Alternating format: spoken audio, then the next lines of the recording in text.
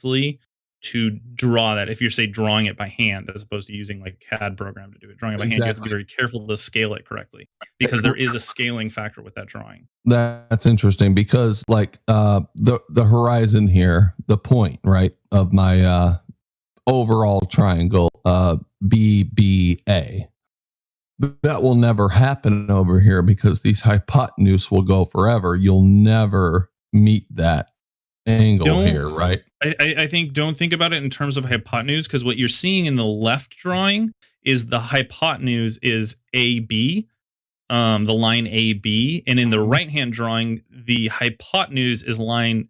I mean, the way you've labeled it is also BA, but that is a different side of the triangle. So, like, that is the distance from your. So, like, let's see if I can. So, you see, like, the line, the red line from big C to little c on the left drawing. Yeah, that's the distance from the observer to the target. And in the right drawing, the one from big B to little b is the distance from the observer to the target. And so those lines are representing the same distance, but in one it's representing it in 3 dimensions, how it looks, and in the other it's representing it in 2 dimensions, what the actual distance is. So if I measure it by this, I'll get all fucked up. What I really need to do if I want to build it is measure it by this, right? So I can't see your indicator, but if you were really, you'd want to measure it by the right-hand side, but it would look like the left-hand side. If you were to stand in one point and look at it from a distance. Interesting. Okay.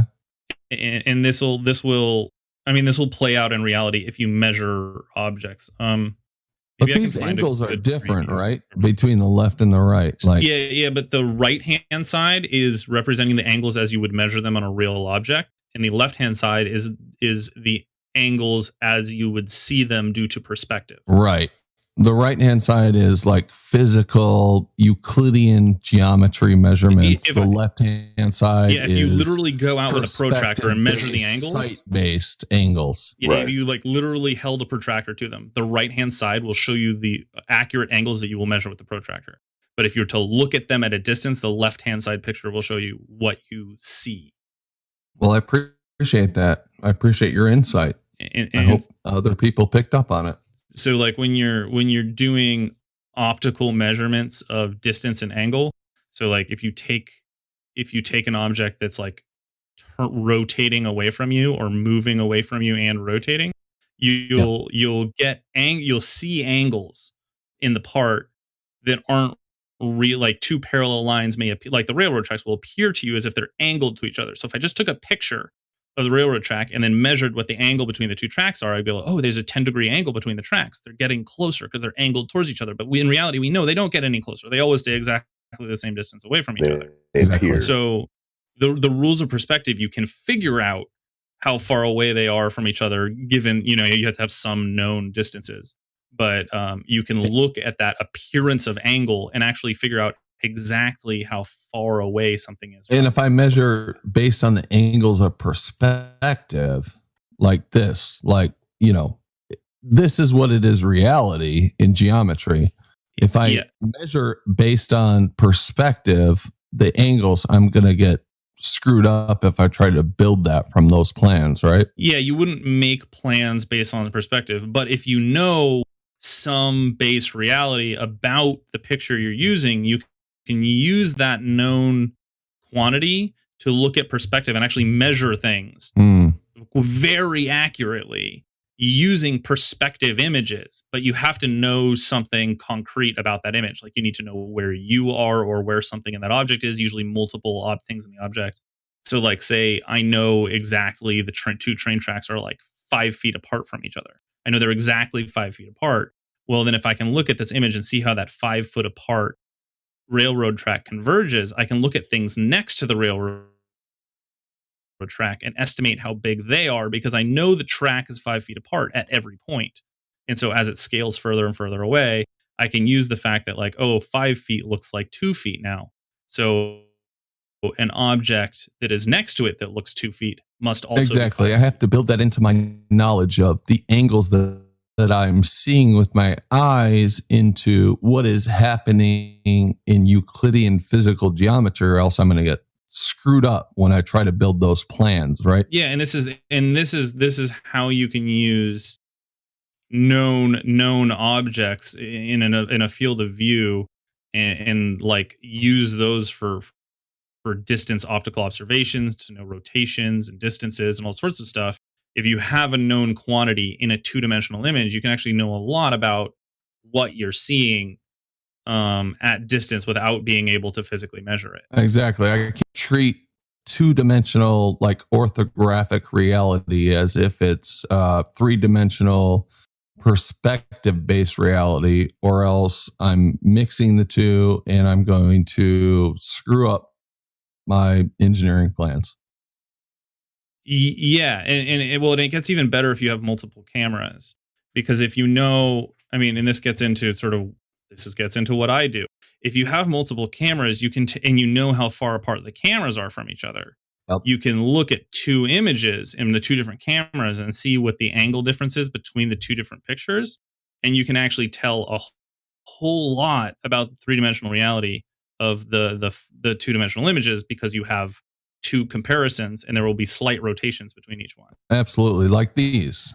The images on the left is physical space. The images in the middle are proximal space, what you see with your eyes. And the images on the right are visual space. They are three different views of the same. Yeah, this is perfect. This is perfect, actually, because look at the physical space image. So that's your geometric drawing. Yep. You know, if you were to draw that angle up to the top lines, yeah, you have that if I angle drew from here to here. It would be totally really different if I drew from here to here. Oh, I'm sorry. You see the red dot in the middle? If I drew from here to the corner on the physical space of the purple rectangle, right? It'd be completely different if I went over to the visual space and drew from the red circle to the corner of the purple, visual space, right? Yeah, if we go back to your earlier images, your triangles are showing visual space. Right. But the physical space is, where all the the real measurements come from, the physical space. So you need to be able to translate the visual space into physical space if you want to use a real two-dimensional image to infer anything about the actual geometry. And if we don't get that translation from that 2D visual perspective-based space, if we don't get that translation right to orthogonal 2D based engineering drawing based space, physical space, then we are going to end up with something that doesn't match reality. Yes, exactly. Yeah. Totally. And so this comes into play a lot when people talk about long distance observations. Yeah, man, that's good discussion. I appreciate that feedback. Yeah. I hope everyone else appreciated that feedback. What's your name again? I appreciate you, rocket scientist.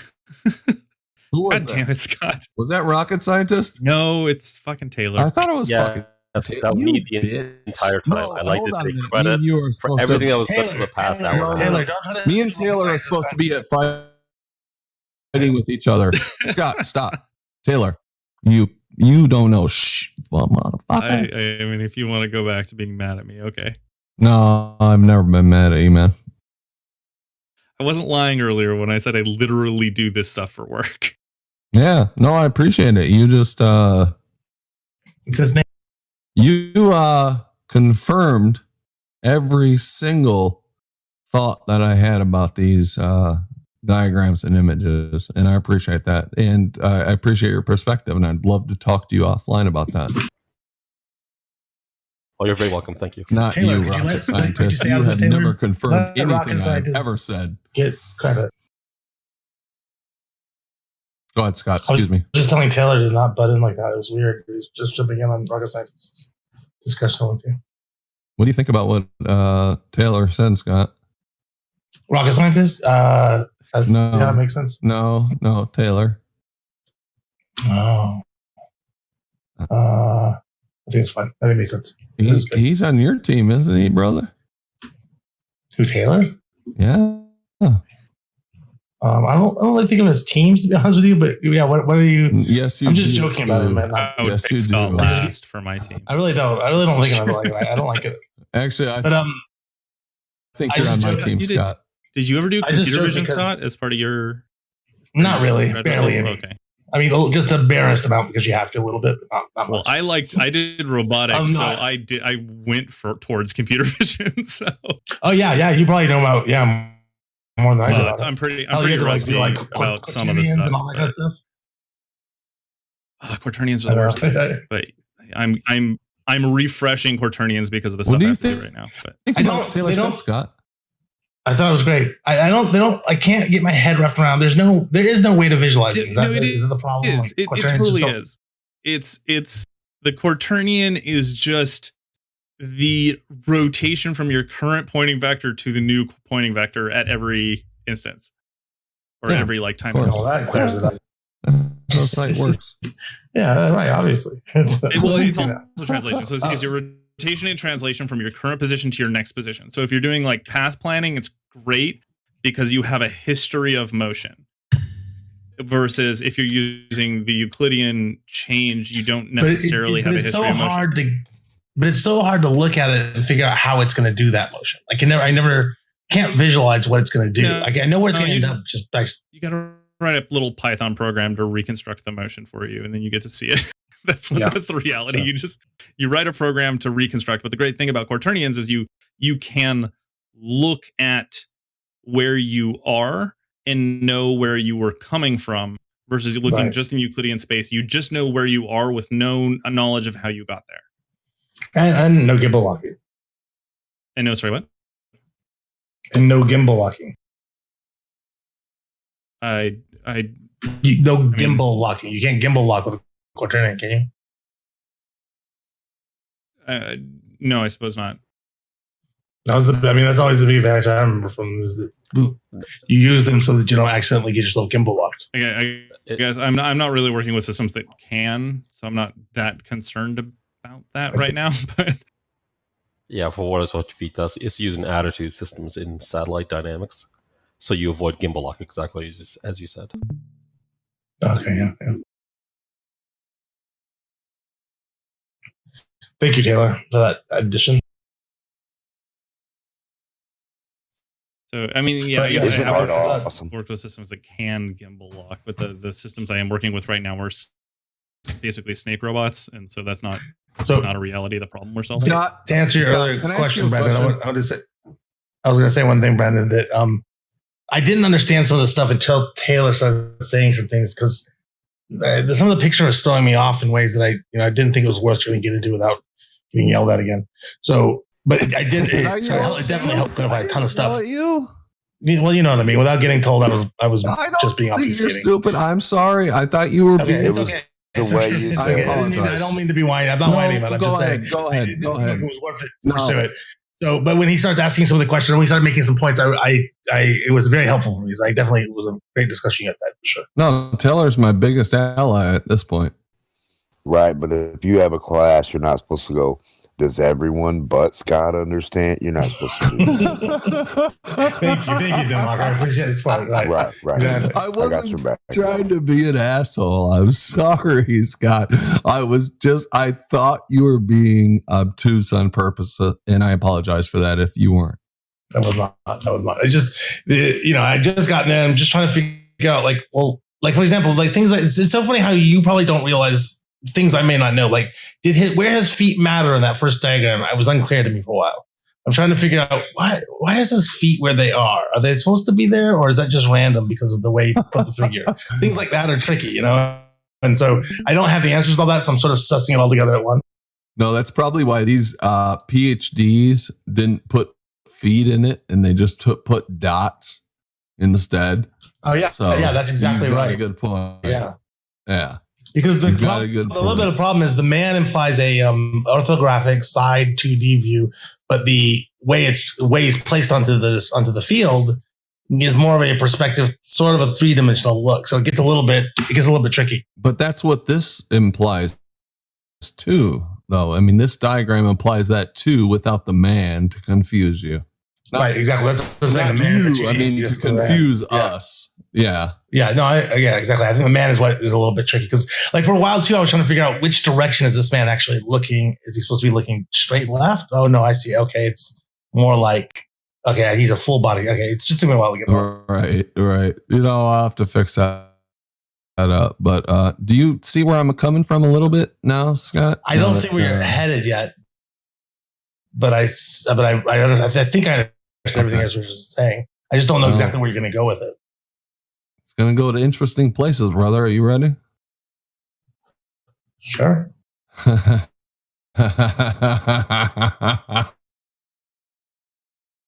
I don't know what I just agreed to, but sure. That doesn't sound so sure, but well, I guess I'm not exactly sure what I just agreed to when you said, "Am I ready?" What am I just signing up for? Continue to talk, and I will continue to listen. You know I love you. Agreed. Every once in a while, every couple weeks or couple months. I'll take it. I'll take what I can get, man. All right. I took enough time. I'm good. I should probably fucking hit the sack. I got to take my daughter to the movies in the morning, which is like I see. Now. So I appreciate that, Taylor. You're still a little bitch, dude. You know, you can suck